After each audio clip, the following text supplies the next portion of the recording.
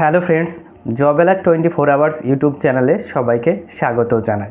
বন্ধুরা, primary TET 2023 প্রস্তুতির জন্য ম্যাথ পেডাগজির অলরেডি ক্লাস শুরু করেছি। 10টি ক্লাস হয়েছে। তোমরা যারা ক্লাসগুলো করনি তবে অবশ্যই ক্লাসটি করে নিও। আজকে মূলত অন স্ক্রিনে বিষয় দেখতেই পাচ্ছ। বিষয় হচ্ছে জ্যামিতি পর্ব 1। এই জ্যামিতি থেকে অনেকগুলো প্রশ্ন আছে, প্রায় 4টে থেকে 5টা প্রশ্ন আসবে। আজকে পর্ব 1 তোমাদের আমি করাবো। 20টি গুরুত্বপূর্ণ প্রশ্ন নিয়ে আলোচনা হবে। তোমরা অবশ্যই ক্লাসটি করো, কারণ এখানে যে 20টি প্রশ্ন নিয়ে আলোচনা করব খুবই গুরুত্বপূর্ণ প্রশ্ন এবং বাছাইকৃত প্রশ্ন। ঠিক আছে, এখান থেকে 2-3টি প্রশ্ন কিন্তু আসবেই। তোমরা অবশ্যই মনোযোগ সহকারে ক্লাসটি দেখো। প্রথম যে প্রশ্নটি আছে, দেখো, জ্যামিতির ব্যবহার সর্বপ্রথম শুরু হয় অপশান এ ভারতে, অপশান বি গ্রিসে, অপশান সি রোমে, অপশান ডি মিশরে। এই প্রশ্নটির সঠিক উত্তর হবে অপশান ডি মিশরে। তাহলে জ্যামিতির ব্যবহার সর্বপ্রথম শুরু হয় অপশান ডি মিশরে।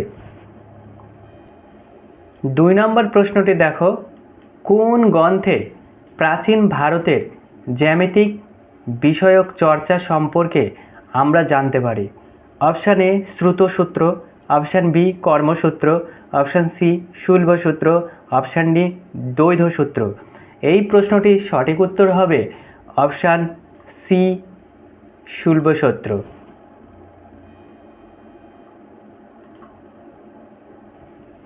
3 নম্বর প্রশ্নটি দেখো, নিচের কোনটি বিন্দুর বৈশিষ্ট্য নয়?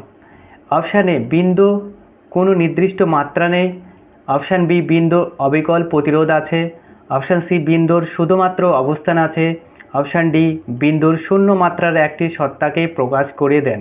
তো এই প্রশ্নটির সঠিক উত্তর হবে অপশান বি বিন্দুর অবিকল প্রতিরোধ আছে। 4 নম্বর প্রশ্ন, নিচের কোনটি সংজ্ঞাহীন পদ? অপশান এ রেখা, অপশান বি বিন্দু, অপশান সি তল, অপশান ডি সবগুলি।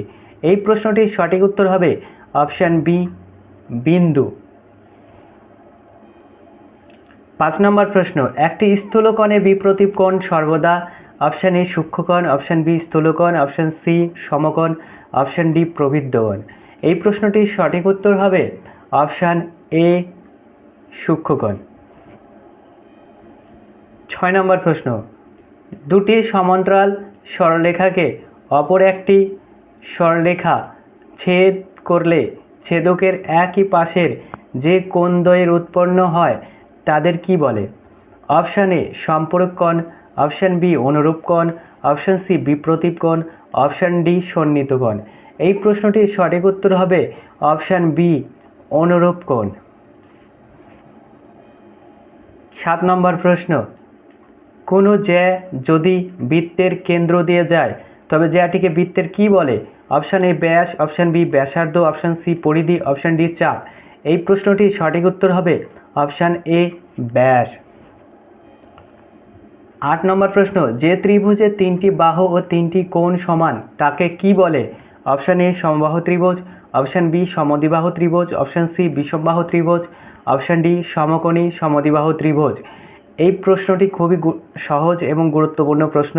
এই প্রশ্নের সঠিক উত্তর হবে অপশান এ সমবাহু ত্রিভুজ। যে ত্রিভুজের 3টি বাহু 3টি কোণ সমান হয় তাকে আমরা সমবাহু ত্রিভুজ বলি।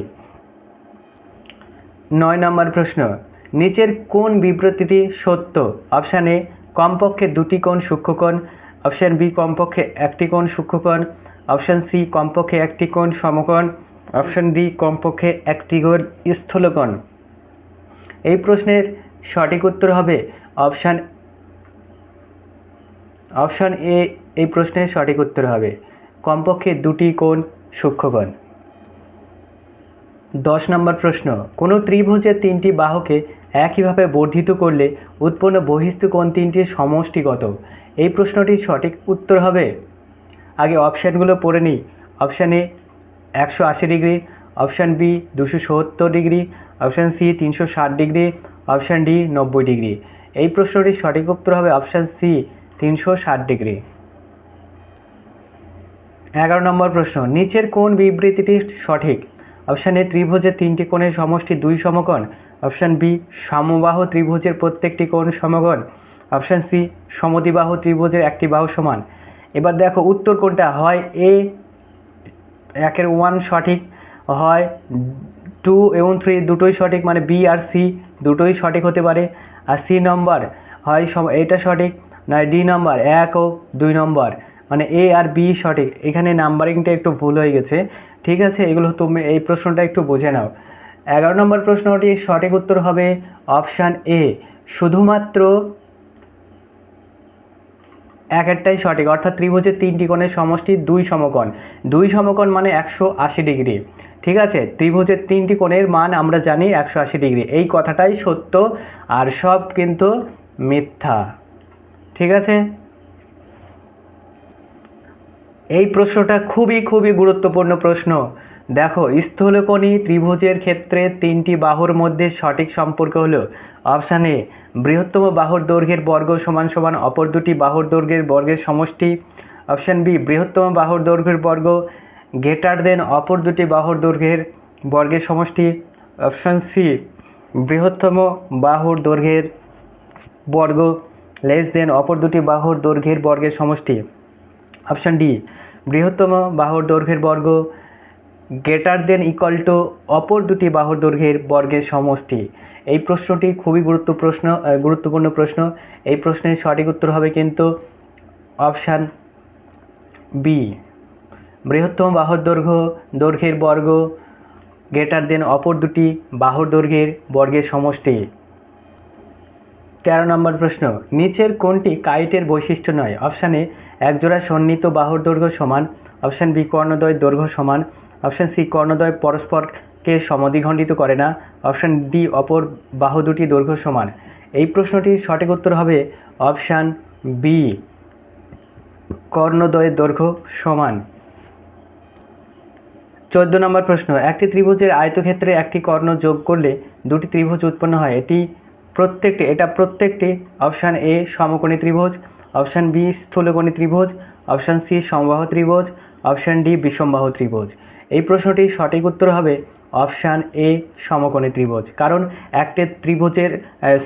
একটি আয়তক্ষেত্র যদি কর্ণ যোগ করে দাও, ঠিক আছে, তাহলে আমরা দেখতে পাবো যে দুটি সমকোণের ত্রিভুজ হচ্ছে, এটা এরকম আয়তক্ষেত্র হয় এবং কর্ণটা এরকম হয়। দেখো এবার দুটো কিন্তু সমকোণী ত্রিভুজ উৎপন্ন হয়ে গেছে। তো একটি আয়তক্ষেত্রের একটি কর্ণ যোগ করলে দুটি ত্রিভুজ উৎপন্ন হয়, এটা প্রত্যেকটি হবে সমকোণী ত্রিভুজ, বোঝা গেল। 15 নম্বর প্রশ্ন, নিচের কোণটি সঠিক নয়? অর্ধবিধ্বস্ত কোণ এক সমকোণ, অপশান বি বৃত্তের বেশি বৃহত্তম জ্যা, অপশান সি বৃত্তের সমান জ্যায়ের মধ্যবিন্দুগুলি অসমরেখ হয়, অপশান ডি বৃত্তের যে কোনো জ্যা এর লম্ব দ্বিখণ্ডক কেন্দ্রগামী হয়। এই প্রশ্নটি খুবই গুরুত্বপূর্ণ প্রশ্ন। এই প্রশ্নটির সঠিক উত্তর হবে অপশান সি বৃত্তের বৃহত্তম জ্যা এর মধ্যবিন্দুগুলি অসমরেখ হয়। 16 নম্বর প্রশ্ন, খুবই গুরুত্বপূর্ণ প্রশ্ন। এই ধরনের প্রশ্ন কিন্তু 2022 টেটে এসেছিল, ঠিক আছে। একটি ত্রিভুজের 3টি বাহুর দৈর্ঘ্য 4 সেমি, 5 সেমি এবং 9 সেমি হলে ত্রিভুজটি কেমন হবে? কোনো ত্রিভুজ হবে না, সমকোণী ত্রিভুজ হবে, সমদ্বিবাহু ত্রিভুজ হবে, সমবাহু ত্রিভুজ হবে, এখানে বর্গীর জ হবে, ঠিক আছে। তো আমি বলে দিচ্ছি, কোনো ত্রিভুজ যদি আমরা তৈরি করতে যাই বা গঠন করতে যাই, অবশ্যই বৃহত্তম দুটি বাহুর যোগফল, দেখো এখানে সব থেকে বড় বাহুটার দৈর্ঘ্য হচ্ছে 9 সেমি এবং অপর যে দুটি বাহুর দৈর্ঘ্য আছে 4 এবং 5, এ দুটো যোগ করলেও কিন্তু 9 সেমি হচ্ছে। তো এই দুটো কিন্তু 9 সেমি হচ্ছে, এই 4 এবং 5 এই দুটো যোগ করলেও কিন্তু 9 সেমি হচ্ছে। তাই আমাদের ত্রিভুজ গঠনের শর্ত হচ্ছে এই 9 সেমির চেয়ে অপর যে দুটি বাহুর দৈর্ঘ্য সেই দৈর্ঘ্য থেকে অবশ্যই বেশি হবে। যদি বেশি হয় তবেই কিন্তু ত্রিভুজটা গঠন হবে। অর্থাৎ এখানে যদি 4 থাকতো, এখানে যদি 6 থাকতো, তাহলে অবশ্যই 4 আর 6 10 হতো এবং 9-এর বেশি হয়ে যেত, তাহলে ত্রিভুজটা গঠন করা যাবে। কিন্তু এই ক্ষেত্রে গঠন করা যাবে না, কারণ এখানে 9 সেমি হয়ে যাচ্ছে, এটাও 9 সেমি হচ্ছে। তাই এই প্রশ্নটির সঠিক উত্তর হবে কিন্তু